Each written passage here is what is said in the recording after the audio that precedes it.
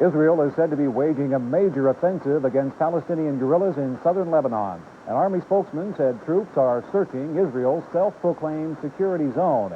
NBC says Israeli artillery pounded Palestinian targets, but the U.S. State Department is still withholding confirmation.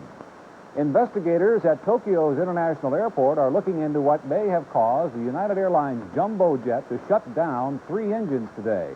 The plane was carrying 239 passengers and a crew of 19, and it did manage to make a safe emergency landing. The shutdown occurred while the jet was 39,000 feet in the air.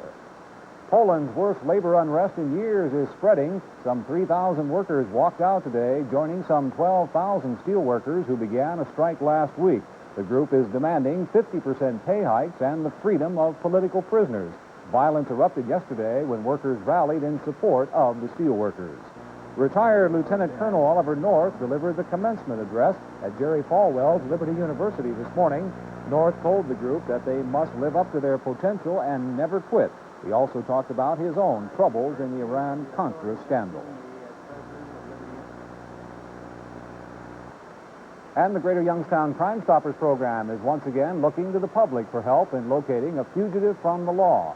Sought is John Mitchell, who is wanted on aggravated burglary charges. The 26-year-old Mitchell is described as 5 feet 7 inches tall and weighs about 135 pounds. He last lived on West Dellison Avenue in Youngstown. If you can help, call Crime Stoppers at 746-CLUE. A cash reward is available for tips that lead to an arrest or indictment. That's Crime Stoppers at 746-CLUE.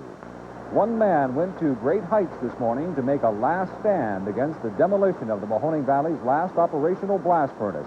Local historian Rich Blackwell climbed up the old number 1 of Republic Steel to demonstrate his concern for preserving symbols of the valley's steelmaking past.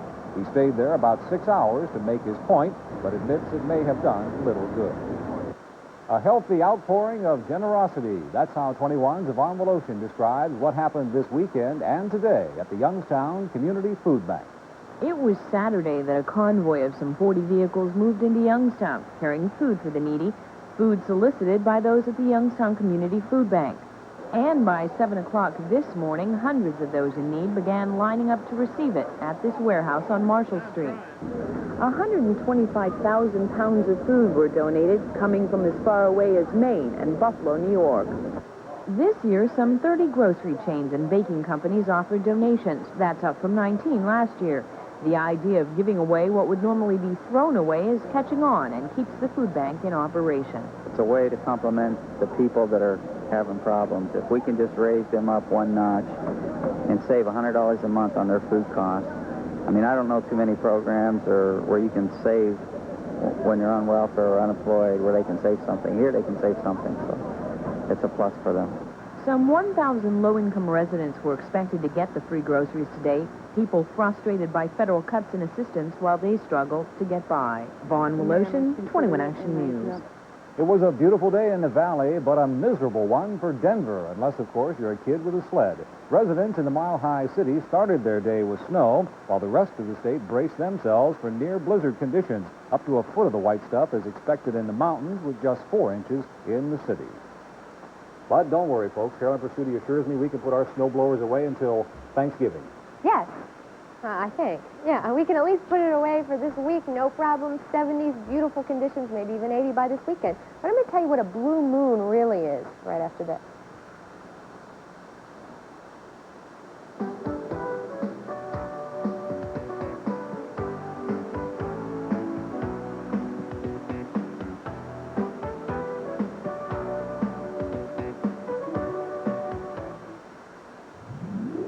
Did you ever hear it comes along once in a blue moon? Well, we're going to have a blue moon this month, and all that means is a second full moon during the same month.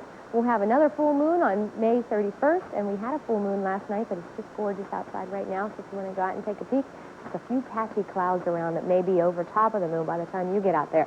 44 degrees is our current temperature, 62 the high for the day. 40 was the low, and 66% humidity. Incidentally, a blue moon comes around once every 32 months, so that's nearly 3 years. No precipitation at the airport. The pressure steady, 30.13. Winds are out of the northeast at 4, and the pollution index 50, and that's in the moderate range. We have 54 degrees in Columbus, 48 in Akron, 50 in Cleveland, 45 in Warren, and 47 in Ashtabula. High pressure system still in control of our weather, still keeping us rather dry. We're still getting a couple patchy clouds, though, from that low pressure system that is quickly moving away from us, though, and there's just good news behind that. Watch these temperatures. 80 degrees in Minneapolis, 75 in Chicago, 70 degrees in Detroit, 82 in Memphis, 79 in Kansas City, Missouri.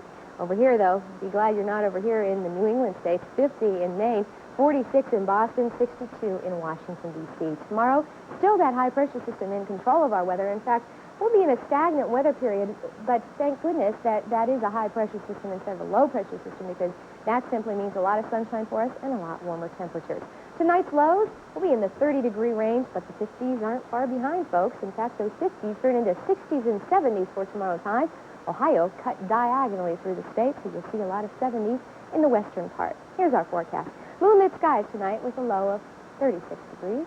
Then sunshine, a few patchy clouds tomorrow, a high of 66. Tomorrow night, mostly clear and a low of 38. Then the extended outlook, 66 on Wednesday with partly sunny skies, just plain sunshine on Thursday and Friday. Friday, we do make it up to 74 degrees. Tomorrow morning, you'll even see some sunshine and 45 degrees. And a carryover, folks, from 6 o'clock. We promised to show you this graphic in detail. This was the coldest day this winter, and it was -6 on January 7th. The warmest day this winter, 57, and that was on February 22nd. So now you have all the trivia you ever wanted to know about this winter in the Mahoning Valley. You know that we received about 20 inches above our normal snowfall, which is quite hard to believe since it kept on melting and occurring and melting. We never did get that severe accumulation that we're used to all winter, and that's why it seems rather mild. We're going to put all that behind us now. Yes, so, you know, we've shown the graphics. Mother Nature knows we're done with winter. Okay, thanks, Joe. Okay. And we're to begin with sports with Steve Beckley. Pete Rose, of course, got fined today, but his team went out without him and almost had a perfect game. Indians got a nearly perfect performance out of Greg Swindell tonight in beating the California Angels 3-0. Swindell got support from Brooks Jacoby, a couple of RBIs, and he pitched a two-hitter as he runs his record now to 6-0. And here's the nearly perfect performance. Reds pitcher Ron Robinson on the mound here came within 1 out this evening of a first perfect game in the majors in 4 years and the first one ever for the Cincinnati Reds. But pinch hitter Wallace Johnson sent a 2-2 pitch into left field. This is it, the perfect game breaker with 2 outs. He just simply slaps it over into left field, and then Katie barred the door. Not only did it go downhill quickly for Ron Robinson, but the next batter up is home run time for Tim Raines. He could get 2 runs on that. The Reds, unfortunately, led by a 3-2 margin at that time, but poor Ron got pulled out of the game, and John Franco had to come in and save it for him. He would pick up the win, though, and the Reds got a 3-2 victory. Let's go to the board now in the American League. Look at the Indians' victory, 3-0. That game is now a final. The Orioles go on to defeat the Rangers 9-4. Ninth inning of play, the White Sox have now tied the Yankees at 4. Royals shutting out the Red Sox 2-0. The A's 4 and the Tigers 2 in 10 innings. The Brewers beating the Twins 4-3. Fourth inning of play now. The Blue Jays have a 1-0 advantage over the Mariners. The Dodgers leading the Pirates 2-0 in the second inning of play.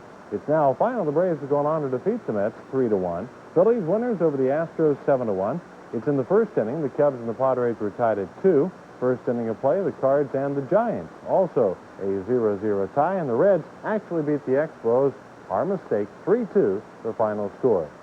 Pete Rose got a stern penalty today for bumping an ump over the weekend as National League President Bart Giamatti gave Rose a 30-day suspension and an unspecified amount of money coming out of his pocket, too, in fine. Of course, this is the most played video in the sports world today. The Mets at bat and Saturday's game, the hit by Mookie Wilson, call it safe at first base.